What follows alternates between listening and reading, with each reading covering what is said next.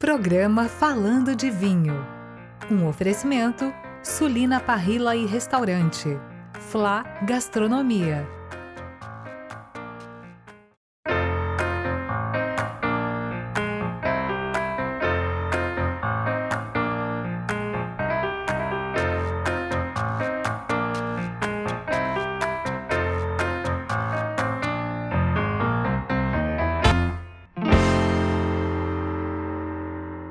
Olá, o Falando de Vinhos está mais uma vez no ar para você, aqui direto do Flá Gastronomia, com meu parceiro, meu irmão, meu mestre de vinhos, o nosso Vitor de Freitas, que hoje já era muito famoso. Agora, então, vou dizer uma coisa, é autógrafo em todo lugar que ele vai. Tá tudo bem, Vitor? Seja bem-vindo. Obrigado, você é um brincalhão, cara. Você fala isso, depois eu não vou poder sair na rua aí, cara. Não vai, já tá quase desse jeito. Não, mas você sabe o que é engraçado? Eu tenho algumas funcionárias, né? A gente tem restaurante, cafeteria e tal. E você sabe que elas estão assistindo? E cliente também, cara. Hoje tem uma senhora que vai lá todo dia almoçar conosco, né? Ela assim, você tá ficando famoso, por quê? Eu assisti teu programa. Eu falei, fiquei lá, perdi meia hora. Eu falei, como é que é? Não, eu investi, não aprendi pra caramba. Agora melhorou. Muito legal. Bom, hoje nós estamos aqui, todos esses vinhos, eles estão na carta vasta, bem elaborada do Flá Gastronomia, não é? São 5 vinhos. E você percebeu que não tem nenhum vinho aberto aqui, porque hoje o papo é outro, não é? Nós temos 5 vinhos de 5 uvas tintas diferentes. Por que você escolheu fazer esse programa? Porque quem toma conta de toda a parte estrutural, de pauta, é o Vitor, que é ele que conhece. Eu sou sommelier também, mas não tenho experiência nenhuma perto dele, não é? Então, por que você escolheu essas 5 uvas e por que um programa só falando de uvas tintas? Então, CH, você falou assim, eu acho que é bacana na nossa parceria isso, entendeu? Eu não tenho também a mínima condição de ter essa poder de comunicação que você tem, a experiência que você tem. Imagina. Então a gente entra com a parte técnica, né, de pauta, e eu vou pegando muita experiência de tudo que eu vou conversando com a família, com os amigos, entendeu? Com o pessoal que dá esse feedback, né, das aulas que a gente dá. Então o pessoal fala, bom, Vitor, você está dando uma dica bacana de como é que eu compro e tal. Mas e uva, né? Porque as pessoas não sabem, a não ser que aquelas que vão ter a famosa litragem. Mas até chegar lá, então eu resolvi fazer para quê? Para passar determinadas características das uvas mais famosas ou mais comuns que o pessoal vai encontrar no mercado, na prateleira. Então, por isso que eu resolvi fazer esse programa aí. E todas essas uvas, a Cabernet Franc, ali é uma Carmener, aqui é Malbec? Aqui é Malbec. E Malbec, eu tenho 2 vinhos da casa aqui que são fantásticos, da Jolimon, que produz, né? Não é? Surpreendente. O Pinot daqui e o Cabernet Sauvignon. Você vê aqui que tem até o símbolo da família Geraldini, a quem a gente sempre agradece o carinho por receber a gente. Uhum. Muito bem. São castas muito conhecidas. Agora, eu queria que você falasse um pouquinho de cada um para a gente... Então, o programa foi mais ou menos por isso. Só faltou uma aqui que, infelizmente, né, a gente não sabia, mas que terminou de tanto consumo que teve, que é a Merlot, que é a nossa uva do Sul, lá de Bento, da nossa primeira denominação de origem, né, que a gente já falou em outros programas. É um orgulho a gente falar que hoje nós já temos uma primeira DO no Brasil. E a uva da DO é a Merlot. A gente depois pode fazer um programa só sobre isso. Agora, as principais castas estão aqui. E o que a gente veio trazer para o pessoal? A diferença... Vitor, qual é a mais tânica, qual é a mais encorpada, qual é a mais leve, por que elas são diferentes, entendeu? É isso que a gente veio conversar a respeito. Começamos por onde? Pelo Pinot. Pelo Pinot. Vamos começar, eu gosto sempre de começar pela mais fraca, como o pessoal chama, que de fraca não tem nada, mas são características, né? A Pinot Noir é aquela uva que vai dar o vinho, entre todos, o mais leve, menos encorpado. Tá. É um vinho mais elegante, né? Não podemos esquecer que a Pinot Noir é a grande uva da Borgonha, de onde vêm os grandes vinhos de lá da Borgonha, vinhos tintos, famosos por envelhecer bem, entendeu? E hoje nós já temos aqui no Brasil, no Sul, bons exemplares como esse da casa. Lembra que a gente se surpreendeu quando a gente abriu? Eu achei assim... Sensacional. É uma uva adaptada a mais a clima frio, Então, nós temos no sul do Brasil, descendo a gente vai ter no Chile, bons exemplares, principalmente perto da costa do Pacífico, e depois nós vamos ter também na Patagônia Argentina, não em Mendonça, que é muito quente, mas na Patagônia Argentina, lá descendo para o Rio Negro, aí você vai ter Pinot Noir de excelente qualidade, de bons produtores. Depois o pessoal, se quiser dica, é só mandar no Instagram que a gente manda quais são as grandes vinícolas da Patagônia. E é uma uva que ela não... O teor alcoólico dela é sempre de médio para baixo. Exatamente, menor do que o das outras que são mais encorpadas.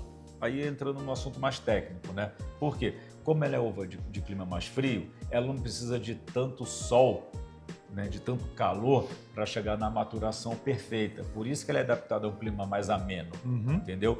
Então ela vai ter naturalmente menos concentração de açúcares e de cor. Então ela vai ter uma cor mais leve, mas não vai ter nenhum problema em termos de sabor, entendeu? Aí que é a grande diferença. A Pinot Noir é um vinho muito elegante, excelente para acompanhar a parte gastronômica, né? E é um vinho que, para quem não está acostumado com vinho muito tânico ainda, com vinho muito seco, é uma outra boa pedida também para você, principalmente, começar os trabalhos, como a gente falou, você começar no mundo do vinho. O que é legal harmonizar com um Pinot? Assim, sem olhar aqui o novo cardápio do Flá. Sempre para um prato mais leve. Sempre? Sempre. A Pinot Noir, ela não vai encarar nada de parrilha, tá? Esquece. Você não vai pegar aí um bife de chouriço, você não vai massa pegar com molho vermelho?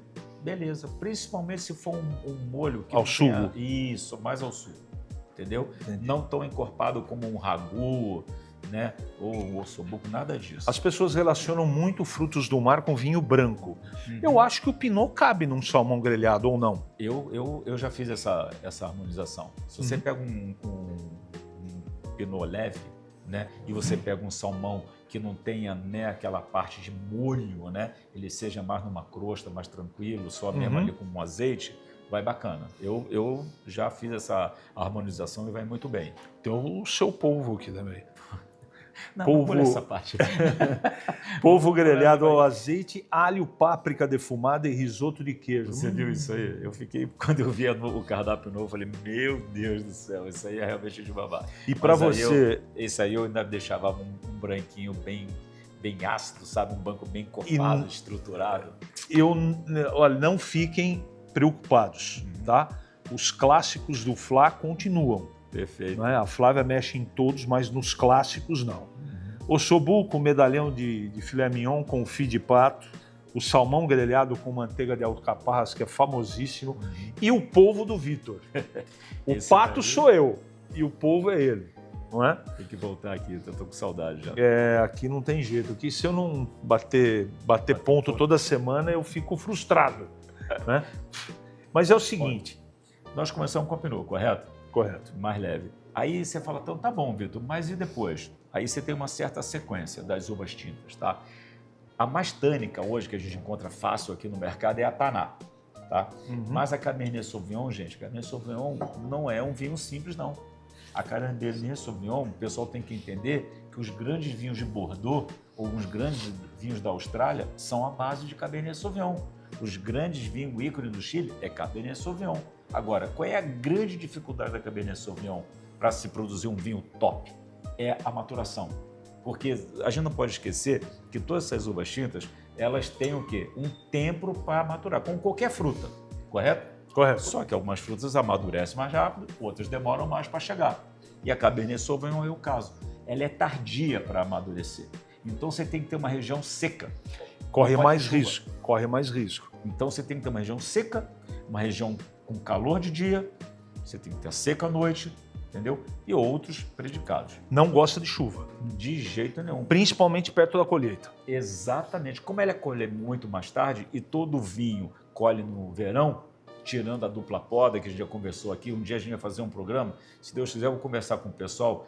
Aqui nós temos uma associação já de produtores de vinhos aqui da região de São Paulo. Eu acho que um dia a gente vai conseguir fazer um programa para mostrar o quanto está se desenvolvendo toda essa região aqui. Nós estamos em Jundiaí, né? Nós estamos com uma excelente escola técnica aqui agora, na parte de enologia, na parte de vitivinicultura.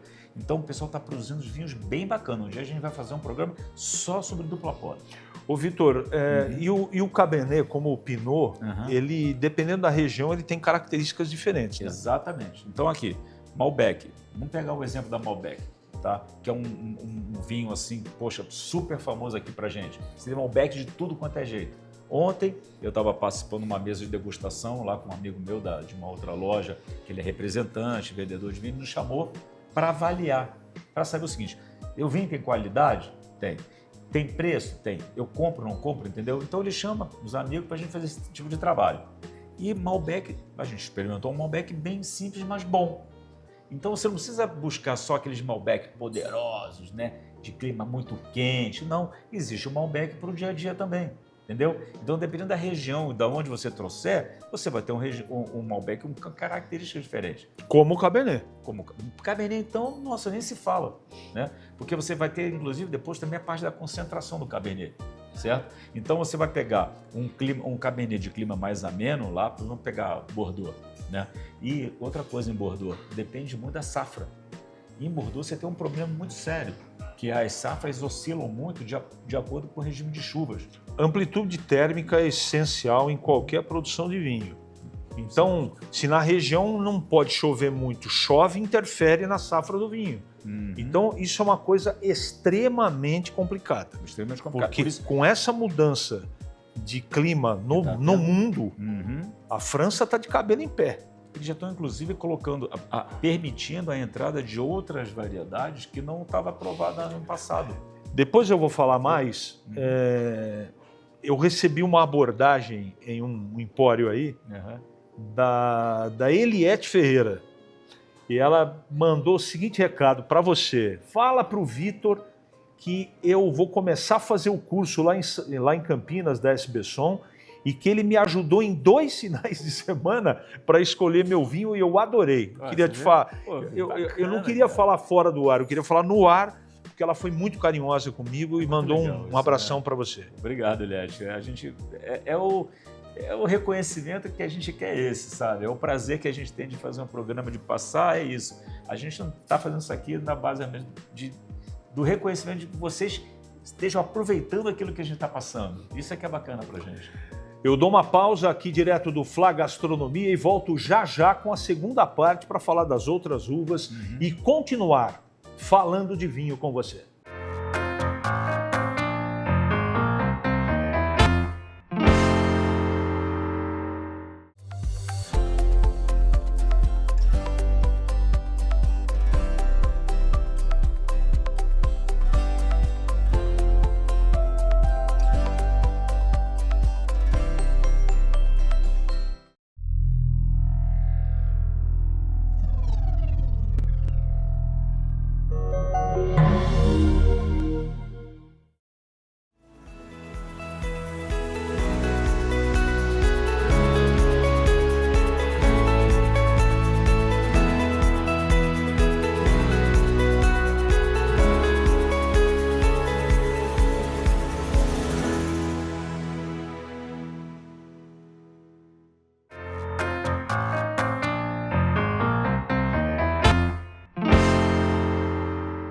De volta com o Falando de Vinhos aqui direto do Fla Gastronomia.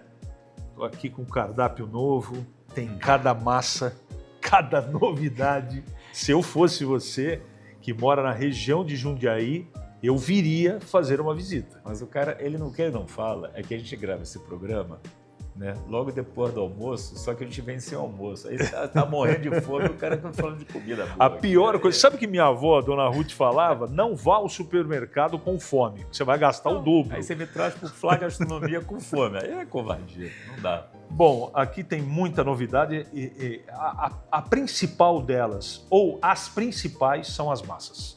Então, se você gosta de massa, de um belo vinho, Fla Gastronomia em Jundiaí é a pedida certa. Não tem erro, né? 5 uvas, a gente falou um pouco do Pinot, do Cabernet, você falou um pouquinho de Malbec. E daqui a pouco você vai falar de Carmenère, vai falar de Cabernet Franc. Mas eu queria que você aproveitasse falando de Chile, Argentina, Uruguai, Brasil, e você quer falar de outro país, pode falar. Aham. Quais são as uvas principais de cada país? No Brasil, é Merlot. Merlot. Exato. E do resto? Então, essa é uma informação bacana que as pessoas perguntam. Ah, Vitor, você fica dando dica e tal. Mas dica de uva, como é que eu faço? Dá para correlacionar também, ou seja, aquela famosa não entrar em roubada, né? Então, vamos lá. Quais são as principais uvas por países? Tá? Obviamente, Malbec, argentino, né? É a uva ícone. Lembrando que a Malbec veio da França. Lá ela tem um outro nome, que é Cote, C-O-T. Só que ela se adaptou super bem, fez muito sucesso e você realmente tem vinhaços de Malbec e cortes de Malbec na Argentina. Então, não precisa ficar inventando a roda.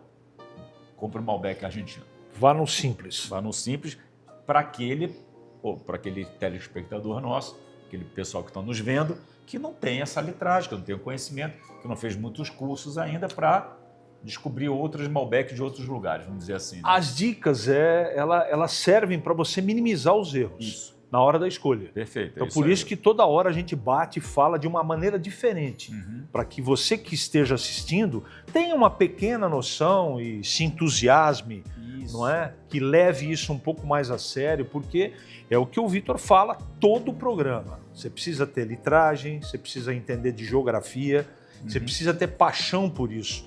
Enquanto mais você estudar, mais próximo do vinho que você aprecia, você vai ficar. Perfeito, é isso aí. Não adianta eu chegar aqui e começar a falar um monte de coisa que eu conheço mas Vitor, e você vai pegar um Malbec do Chile? Tem? Um dos melhores vinhos que eu já tomei chilenos, que é o Vilman, da Vilmanet, é de Malbec, de uma parcela desse tamanho, mas... No Chile. No Chile. Mas e se você não conhece? Se você não tem a experiência ou a litragem que eu tenho? Não adianta eu chegar a ficar aqui falando para aparecer, de que eu conheço muito, não. Entendeu? Você vai tomar um vinho. Agora, você pode pegar um Pérez Cruz, que a gente escolheu aqui, uma Carmené, ele tem também um Cote. Ele tem esse rótulo. Mas, você quer tomar um bom Carmené, por que você não vai pegar um chileno? Já que hoje a Carmené é a uva emblemática do Chile. Verdade. Correto? Então é por aí. É a história de minimizar o erro na hora da escolha. Não, exatamente. Então é por isso que o Vitor tá. Malbec, Argentina, Brasil, Merlot. Aí nós estamos aqui no Chile, Carmené. E o Cabernet Franc? Então, Cabernet Franc aí agora a história é diferente. Tá? Quer falar do Uruguai e da Taná? Não? Vamos falar. Uruguai, Taná, certo? Agora, tome cuidado com a região que você vai trazer o Taná, tá? Por quê? O Uruguai inteiro você tem Taná, tá certo? Agora, você tem melhores produtores e produtores mais simples. E a Taná simples é complicado, tá certo? Verdade. Você corre risco, tá? Então, você vai tomar um Taná, invista no bom Taná. E aí eu vou dar umas dicas. Quais são as melhores regiões?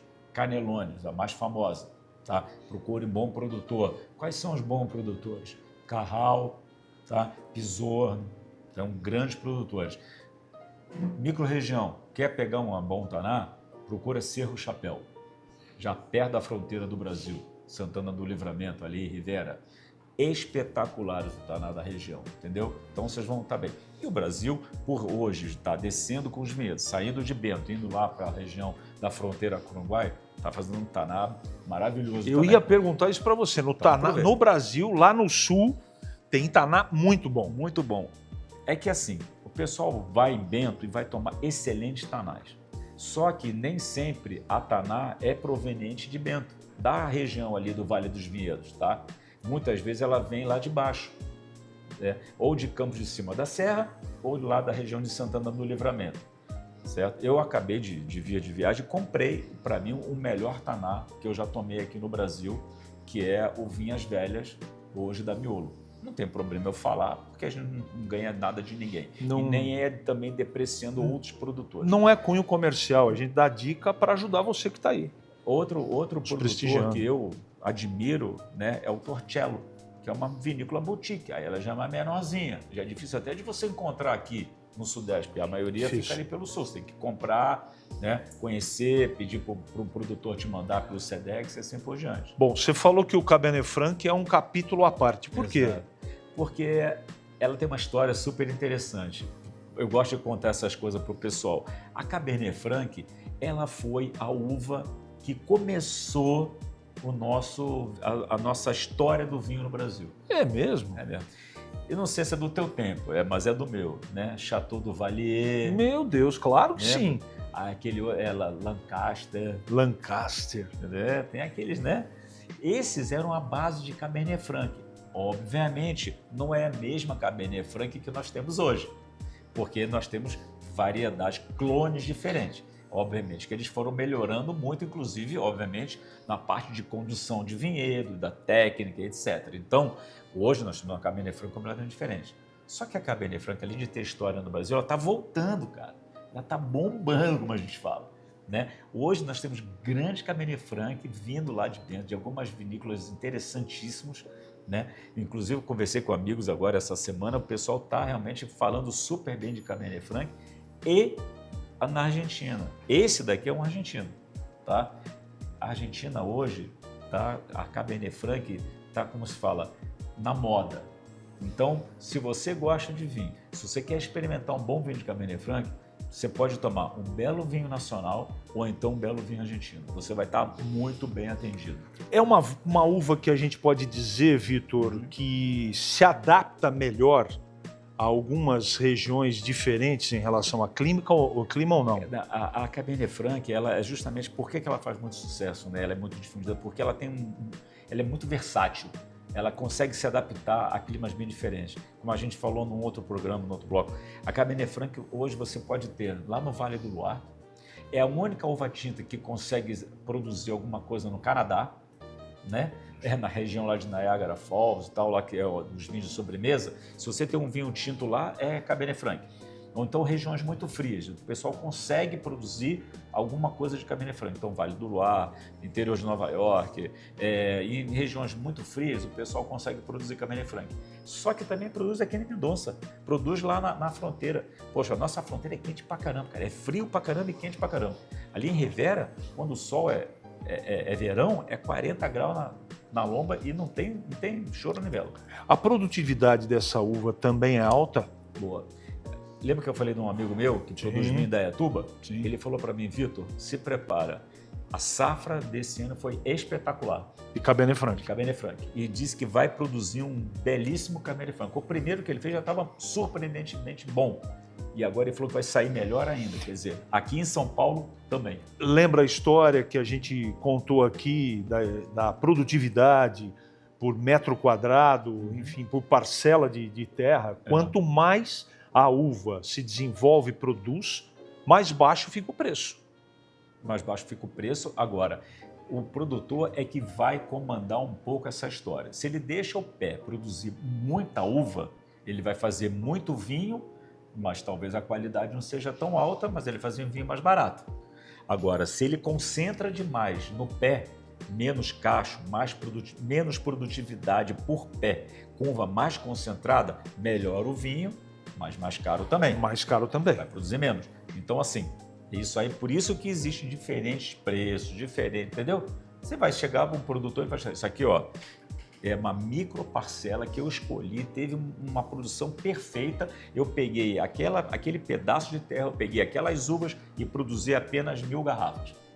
Diferente de um cara que pegou, meteu a máquina, saiu colhendo aquele monte de uva em 400 hectares e fez milhares ou milhões de litros. Não tem como ser a mesma coisa, né? É importante, existem muitas literaturas sobre vinho para que você também estude, compare, verifique. Aqui nós trouxemos 5 exemplares, tem mais o Taná que não está aqui. E a Merlot também, Merlot também não. E nós falamos aqui de 7 uvas, apenas para dar uma dica legal, uma orientação, um direcionamento para a sua escolha, que esse é o grande intuito do programa. Vitor, obrigado mais uma vez. Nada, que é um prazer. Gostou do bate-papo? Muito. Por mim eu continuava aqui, mas tem tempo, né? Como diria o profeta, o tempo urge. Agradecendo mais uma vez a família Geraldini, da Flá Gastronomia, a Flávia, ao Edson, a Marinês, a todo mundo, todo o time da Flávia, de cozinha, de limpeza, o pessoal do salão. O nosso muito obrigado. Mais um encerrado. E voltaremos com toda certeza. Não esqueça da nossa comunidade, hein?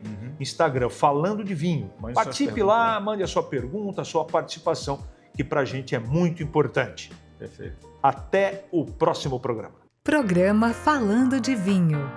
Um oferecimento Sulina Parrilla e Restaurante. Flá Gastronomia.